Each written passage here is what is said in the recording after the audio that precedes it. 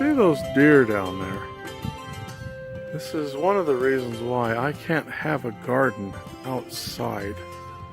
Not unless I build a very, very high fence. They eat everything.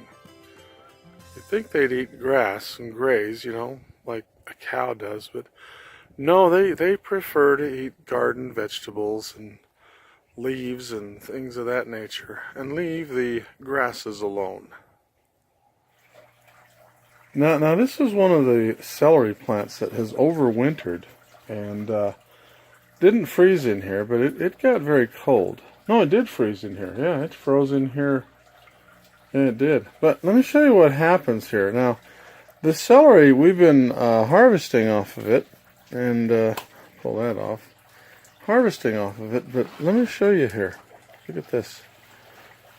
See that root mass? When you set it down, it's elevated up there over this part because that root mass is so huge.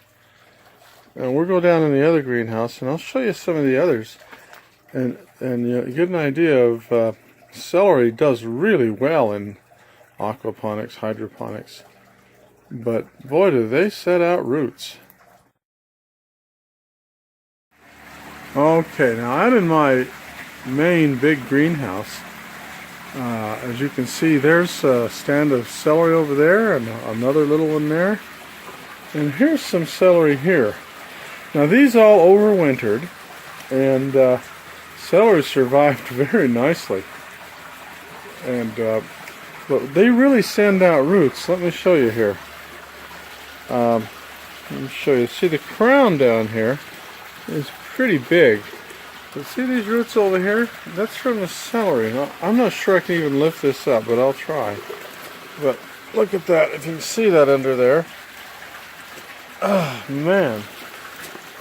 I can't even lift it up. It's so heavy that it'll break the styrofoam if I try. It would just. It's so heavy. See that? I don't know if you can see the mat of roots under there. It's just enormous. And if you go over here, we'll look at this little one here.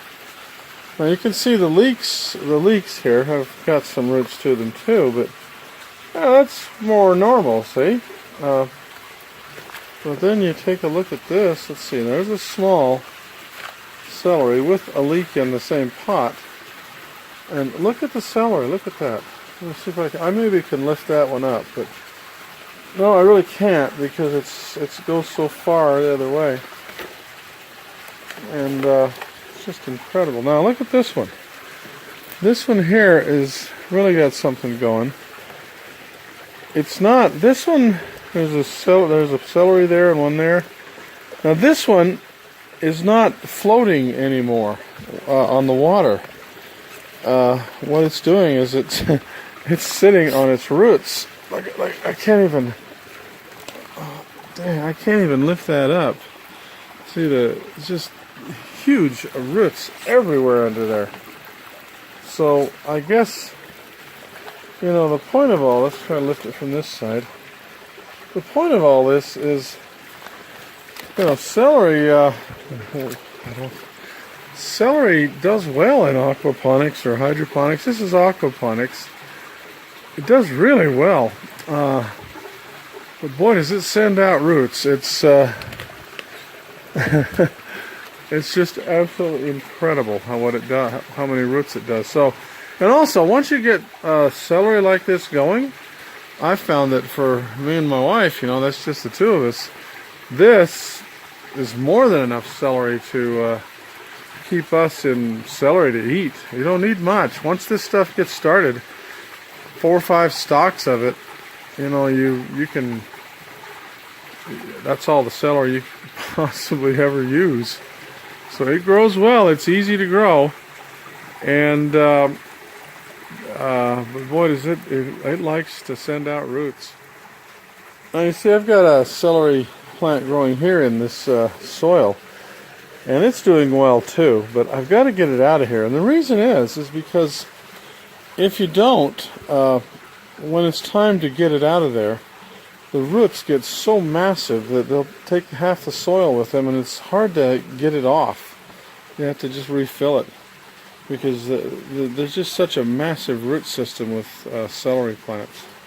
So I guess the one thing to understand is that if you've got a system where, say, you've got something in pipes, you know, flowing through pipes where you're doing a flood and drain or a film system or something like that, if you put celery in there, celery will easily grow such massive roots that it'll clog your pipes up pretty fast. So, just something to remember.